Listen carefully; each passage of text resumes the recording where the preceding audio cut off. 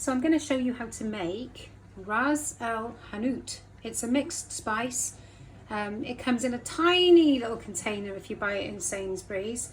I made my own, and all I've done is I've used the label off the back of the Sainsbury's one as my guide.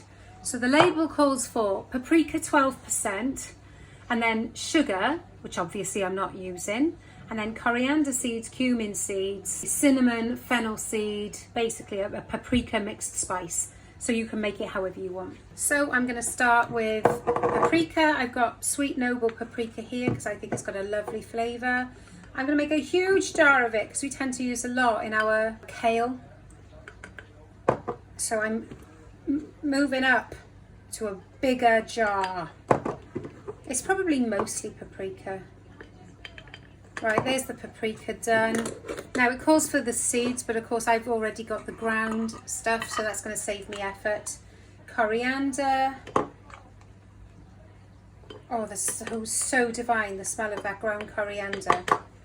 We made that ourselves. We toasted the coriander seeds first and then put them in NutriBullet. So that smells divine. Coriander seeds, anyone's cumin. Probably a bit less actually. You know I do it by feel. What I tend to do is smell the spice and then work out how much of it I want. A bit less. Cumin's quite distinctive, isn't it? Then what does it say? Cumin, salt, black pepper, chili flakes. So so the fact that salt and black pepper come before cinnamon, which is 6%, mean that salt is probably about 7%. So I'm going to put a significant amount of salt in. Ground pepper, I'm going to grind this one quite fine. Oh, it's quite a lot of effort. I'm determined to get myself a spice grinder for my pepper because I use a lot of mixed pepper and I do like it fine, unless it's in seed crackers where it can go a bit coarse. I probably want a good tablespoon of this. Definitely need a grinder. Right, let's see how much I've made. Yeah, it's about a teaspoon. I can always do some more later. So then it calls for chili flakes. What have I got? I don't think I got any flakes. I got some ground chili powder. I'll put in about a teaspoonful. Cinnamon.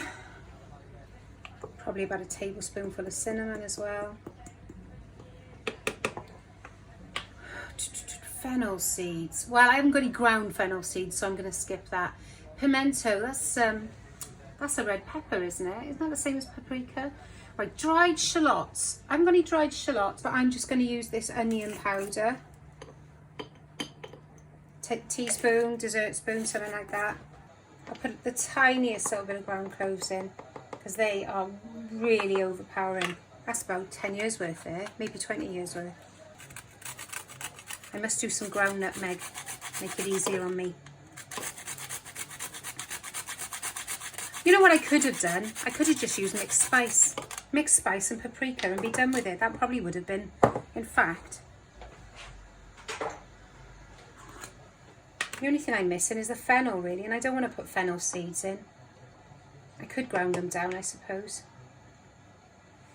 I'm just filling this up with mixed spice. I thought that was an ingenious idea. It could have saved me a huge amount of effort. I got all my spices in bulk because I buy them by the 500 grams and store them. So I've got, you know, nice big spice jars because we use a lot of it. So I think that's it now.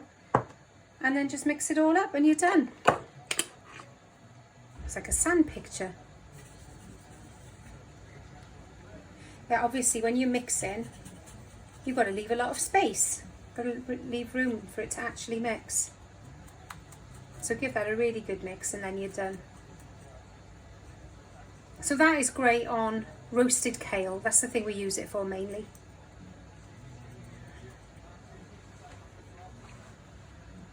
Ras El Hanout.